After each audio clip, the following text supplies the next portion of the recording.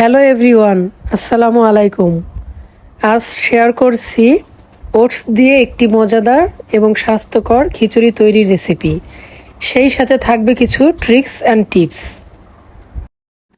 তো এর জন্য আমি সবজি হিসেবে গাজর, ধুন্দল এবং বেগুন নিয়েছি। এগুলোকে আমি পছন্দ মতো শেপে কেটে নিয়েছি। এছাড়াও থাকছে রসুন, পেঁয়াজ এবং মরিচ কুচি। এদিকে আমি নিয়েছি সামান্য পরিমাণ কুমড়ো শাক। তো চলুন এবার রান্না শুরু করি। একটি প্যানে পরিমাণ মতো তেল দিয়ে এতে অর্ধেকটা পরিমাণ পেঁয়াজ, রসুন এবং মরিচ কুচি হালকা লাল করে ভেজে নিতে হবে। আমি এই খিচুড়ি তৈরিতে মুসুরি ডালের সাথে মুগের ডালও ব্যবহার করব।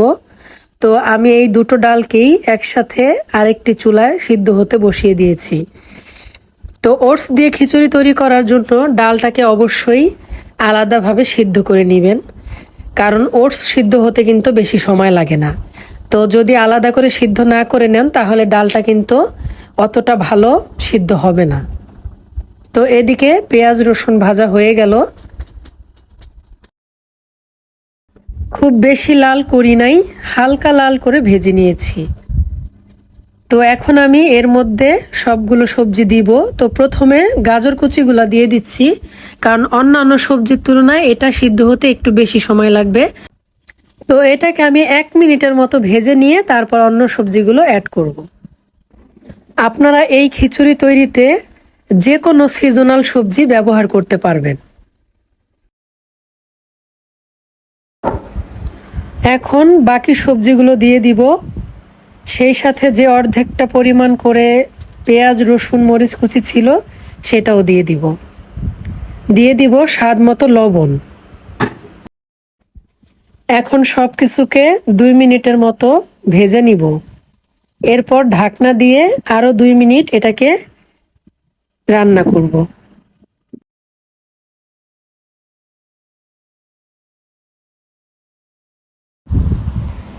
2 মিনিট রান্না হওয়ার পর সবজিটা কিন্তু নরম হয়ে আসবে। তো এই পর্যায়ে গিয়ে আমি হলুদের গুঁড়া দিয়ে দিব। এখানে আমি কোনো শুকনো মরিচের গুঁড়া ব্যবহার করব না, সম্পূর্ণটাই কাঁচা মরিচে রান্না হবে। দিয়ে দিব 1 চামচ পরিমাণ ধনিয়ার গুঁড়া। গুঁড়া মশলাগুলোকে ভালোভাবে মিক্স করে নিয়ে এর মধ্যে আমি সিদ্ধ করে রাখা ডালটা দিয়ে দিব। এই ডাল সিদ্ধ করাতে আমি শুধু লবণ ব্যবহার করেছি, কোনো হলুদের গুঁড়া ব্যবহার করি নাই। অনেকে হলুদের গুঁড়া ব্যবহার করেন, এতে করে কিন্তু ডালটা ভালোভাবে সিদ্ধ হয় না। তো এখন আমি ওটসটা দিয়ে দিব। ওটসটা দেওয়ার পর খুব ভালোভাবে নাড়াচাড়া করতে হবে, নয়তো দলা পাকিয়ে যাবে, আর এতে করে কিন্তু খিচুড়িটা খেতে একদমই ভালো লাগবে না। এই সাথেই পানিটাও দিয়ে দিতে হবে, তবে পানির পরিমাণটা খুব বুঝে শুনে দিতে হবে, কারণ ওটস সিদ্ধ হতে 3 মিনিটের মতো সময় লাগে। তাছাড়া খিচুড়িটা কিন্তু শুকনো ঝরঝরে হবে না, এটা একটু ল্যাটা খিচুড়ি হবে। তো এই বিষয়গুলোকে মাথায় রেখেই পানির পরিমাণটা নির্ধারণ করতে হবে। এবার একটু নাড়াচাড়া করে সব কিছু ভালোভাবে মিশিয়ে নিয়ে একটা ঢাকনা দিয়ে ঢেকে 3 মিনিটের মতো জাল করে নিব।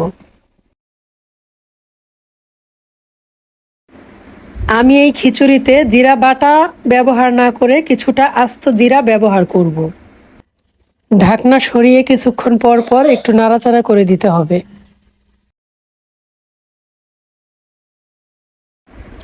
এই তো খিচুড়িটা প্রায় হয়ে গিয়েছে। তো এভাবে আপনারা খুব সহজেই তৈরি করে নিতে পারেন ওটস দিয়ে মজাদার এবং স্বাস্থ্যকর একটি সবজি খিচুড়ি। যারা স্বাস্থ্য সচেতন বা ওজন কমাতে চান তাদের জন্য এই রেসিপিটা কিন্তু খুবই উপকারী হতে পারে। তাছাড়া বাড়ির ছোটদেরও কিন্তু এই রেসিপিটা খুব সহজেই করে খাওয়ানো যেতে পারে। এটা ওদের জন্য যেমন পুষ্টিকর হবে, তেমনি ওরা খেয়েও খুব মজা পাবে।